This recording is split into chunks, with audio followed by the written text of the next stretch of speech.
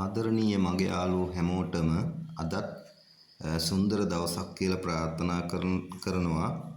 හැපි පැමිණි YouTube නාලිකාවට මගේ යාළුවෝ හැමෝම සාදරයෙන් පිළිගන්නවා. ඉතින් නිරන්තරයෙන්ම ඉතා වැදගත් වටිනා කියන වීඩියෝ රැසක් අරන් එන මගේ නාලිකාව ඔස්සේ අද මම ඔයාලට අරන් ඉන්නේ 9 මිනිස් වගාව සම්බන්ධව සාර්ථකව මම දැන් මේ කරගෙන යන වගාවේ අත්දැකීමුත් එක්ක සාර්ථක 9 මිනිස් වගාවක් වැඩි කාලයක් තුල නඩත්තු කරගෙන යන්නේ කොහොමද කියන එකේ සවිස්තර වාර්තාවක් ඔයාලට අරන් ඉන්න. මොකද මම මෙච්චර කාලයක් ලබාගත් අත්දැකීම් සියල්ල මේකේ තියෙනවා. ඉතින් මගේ කලින් දාපු වීඩියෝත් එක්කත් ඔයාලට බලන්න පුළුවන්. මේක දැන් මේ පවත්වාගෙන යන මාස 7ක් පමණ වන වගාවක් සම්බන්ධව. ඉතින් මේ දක්වා මම ගෙන ගියපු සියලුම දේවල් මම ඔයාලට මෙතෙන්දී අද කියන්න බලාපොරොත්තු වෙනවා. ඉතින් මම මේක තවන් දාගත්තේ මුලින්ම අප්‍රේල් මාසේ තවන් දාගෙන ඉවරලා අප්‍රේල් 14 තමයි ඇත්තටම තවන් දාගත්තේ. ඊට පස්සේ මාස එකහමාරක් පමණ අර පොට්ටොල තියලා ඊට පස්සේ මැයි 25 තමයි පැල ටික ඉඳාගත්තේ. පැල ටික මේ විදියට පැකට් වලට හිටවා ගත්තේ මැයි 25. දැන් අද දවස ගත්තාම 2025 ඉවරලා 26 ජනවාරි මාසෙත් පටන්ගෙන තියෙනවා. ඉතින් ගොඩාක් දිග කාලයක් ගිහිල්ලත් මගේ වගාව මේ විදියට සාර්ථකව පවත්වාගෙන යනවා. ඒක මම ඊටාම ඉක්මනට ඔයාලට සරලව මුල ඉඳලම දැන් මේ කියලා දෙන්නයි යන්නේ. ඉතින් මේකේ මුලින්ම තවන් දාගන්න ඔයාලට කොහොබත් ඊට අමතරව කොම්පෝස්ට් ටිකක් එහෙම පස සාමාන්‍ය විදිහට මතු පිට පස් ටිකක් එකතු කරගෙන ඊට පස්සේ ඒක දිලීරනාශ වලින් කැප්ටාන් දිලීරනාශකයේ දාලි වල පැකට් ටික මේ පොට්ටොල ඒ 9 මිනිස් ටික තවන් දාගන්න පුළුවන්. එතනින් ඉඳලා මම ගත්ත පියවරවල් ටික සරලව ඔයාලට දැන් කියලා දෙන්න තමයි යන්නේ.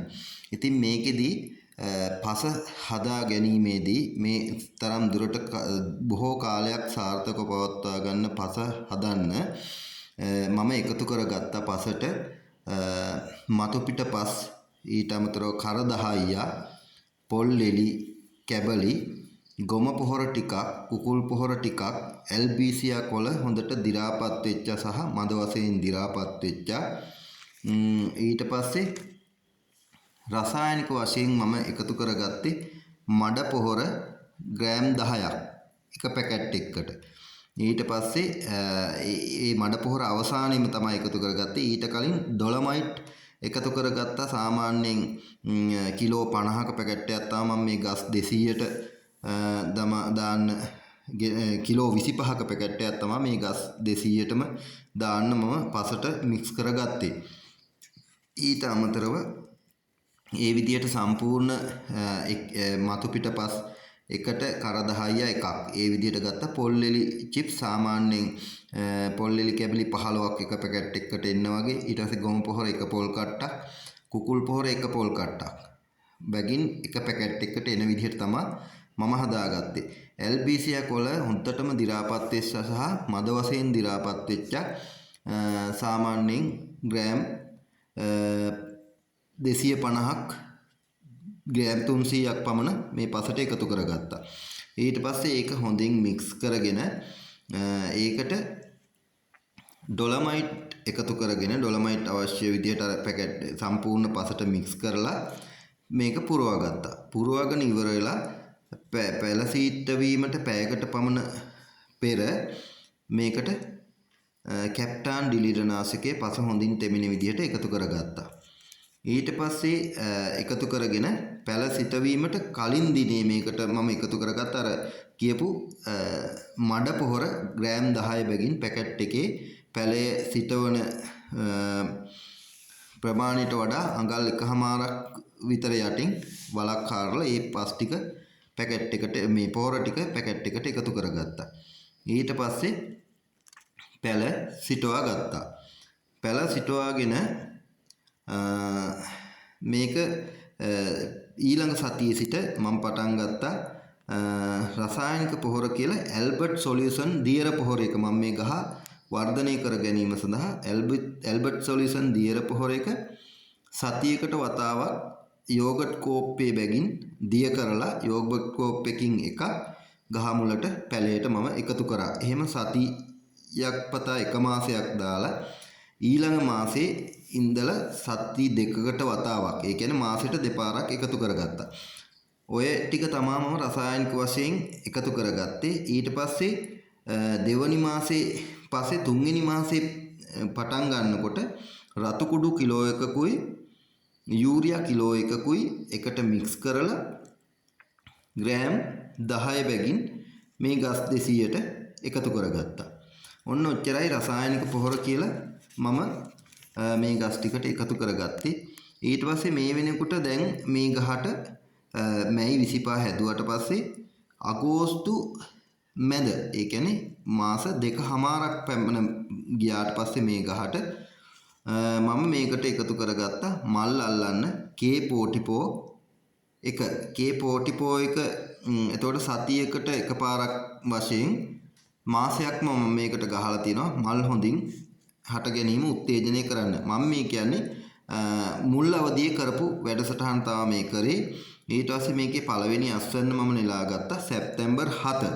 සැප්තැම්බර් 7 නෙලාගෙන දැන් මේ වෙනකොට අස්වැන්නු වාර 7ක් පමණ කඩාගෙන රුපියල් ලක්ෂයකට ආසන්න ප්‍රමාණයක් මම මේකෙන් ආදායමත් මේ වෙනකොට අරන් තිනවා. ඉතින් මේකට කොළ කොඩ වෙනවට එකපාරක් මම ගහට වයස මාස දෙකකදී පමණ වෙනකොට කොළ කොඩ වීමට ඇට්මයර් එක එකපාරක් මම ස්ප්‍රේ කරා. ඊට අමතරව මල් හැලෙන එකට පොලිකර් කියන මේ නාශකය එකපාරක් එකතු කරා. හැබැයි කොළ කොඩ වීම සම්පූර්ණයෙන්ම පාලනය කරගන්න මම රසායනික පොරම භාවිතා කරේ නෑ. සන්ලයිට් දියර ටිකක් මේකට එකතු කරගත්තා. සන්ලයිට් දියර සතියකට එකපාරක් හොඳට මේ ගස් වලට ස්ප්‍රේ කරා. ඉතින් රසායනික පොහොර බොහොම අඩු වශයෙන් භාවිතා කරලා මේ දක්වා මේ ගහ දැන් අස්වැන්නු වාර 7ක් කඩල අවසානයේ සැප්තැම්බර් 7 තමයි ඔයාලා බලන්න මගේ වීඩියෝ වල යට තියෙනවා. සැප්තැම්බර් 7 මම අස්වැන්න පළවෙනි පාර කැඩුවේ. දැන් ඇවිල්ලා ජනවාරි 2026 ජනවාරි 5 තමා 4 තමා අද. ඉතින් ගොඩ කාලයක් ගියත් දැන් මේ අද ගත්ත වීඩියෝ එකක් තමයි මම මේ ඔයාලට අද දාලා තියෙන්නේ. දැනට ගස් ටික හොඳට මල් අල්ලලා බොහොම සාර්ථක වෙලා ආය පාරක් ගහ මේ හිටවපු බොහොම අලුත් මේ මුල් අස්වැනි කාලේ වගේම මල් ගොඩ අල්ලලා ගස් දැන් හොඳට මටත් වඩා උසට වර්ධනය වෙලා තිබෙනවා. මගේ අර වීඩියෝ එකේ තියෙන්නේ K44 ටික ස්ප්‍රේ කරගන්න එකක් තමයි මුලින්ම මම දාලා තියෙන්නේ. ඉතින් ඔයාලටත් පුළුවන් මේ වගේ මේක ඇත්තටම මේ ලොකු රසායනික පොහොර බහුලව භාවිතා කරලා එහෙම කරන වගාවක් නෙවෙයි. ඉතින් මේකේ මුල් වීඩියෝ වල ඔයාලා බලන්න මේ ගස් වලට කෝටු හිටවල ඒක ගහ මේකේ කෝටුවේ බැඳගත්තා. ඉතින් මේ කෝටු නම් ඇත්තටම අඩි 4ට කැපුවේ. ඒක මදි. අඩි 6ක් වත් උස තියෙන්න ඕනේ. ඇල්බීසියා කෝටු හිටවනවා නම් යට සම්පූර්ණයෙන්ම පැකට් එකට යටවන කොටසටත් වඩා අඩියක් විතර උසට පොත්ත හොඳට රහින්න ඕනේ. රැහැලා දවසක් දෙකක් විතර තියලා පොඩ්ඩක් අවුවේ තියලා හිටවපුවම ආයේ පැලවෙන්නේ නැහැ. ඊට පස්සේ මේක වට කරා මම මේ ස්ලැබ් එක උඩ හිටවල තියෙන නිසා ඇත්තටම කෘමිහානි ටිකක් පාලනය වෙලා යනවා. මේක ස්වභාවිකවම මේ එතකොට වර්ෂාව ඒකම ඉහළින් ජලය හොඳට වහනය වෙන විදිහටයි හොඳට පස සීතලට හදාගත්තට පස්සේ ජල සම්පාදනයේ නිරන්තරයෙන්ම හොඳට පස වේලෙන්නේ නැති වෙන්න හදාගත්තම ගහ හොඳට මේකේ හැදෙනවා. ඉතින් ඇත්තටම රසායනික පොහොර බහුලව ඔය කියන ඒවා භාවිතා කරන්න යන්න එපා. එහෙම වුණොත් කොළ කොඩ වෙනවා, විවිධ රෝග එනවා. ඉතින් මේක තමයි මගේ වගාවේ අදට තත්ත්වය. මේ වෙනකොටත් ඇත්තටම හොඳ අස්වැන්නක් දැන් නම් ගොඩක් ගණන්. ඉස්සල්ලා මම මේ විකුණනකොට 550යි 600යි ඊටම වැඩි එක වාරයයි 900ට විතර ගත්තේ. ඒ නිසා තමයි මගේ ආදායම අඩුනේ. දැන් ඇත්තටම රුපියල් 1500ට එහා ණය මිරිස් යනවා. ඉතින් දැන් මේ ටිකේ මල් අල්ලලා තියෙන විදිහට මට ලොකු ආදායමක් ගන්න පුළුවන්. ඉතින් යාළුවනේ මේකෙදි මට වෙච්ච අඩුපාඩුකම් තමයි මේ උඩ නෙට් එක ගහ ගන්නකොට මේකට වඩා ශක්තිමත් විදිහට ගහ ගන්න මම සාමාන්‍ය ලී දඬු ටිකක් තමයි මේකට හිටවල තියෙන්නේ. ඒව නම් දැන් පොඩ්ඩක් ඔය කඩා වැටෙන්න වගේ මේවා වෙලා තියෙනවා. නමුත් ඒවා පොඩ්ඩක් තියලා ඒ ගස් ටික පරිස්සම් කරගෙන මම දැනට කරගෙන යනවා. ඊට අමතරව වට කරගත්ත රෙද්ද අවුරුද්දක් වගේ යනකොටම දැන් මේක මුල ඉඳලා මේක හදලා අවුරුද්දක් විතර වෙනවා මේ net එක වටේට වට කරලා. ඉතින් ඒ රෙද්දත් දිරලා ගියා, ඒකත් අයින් කරා.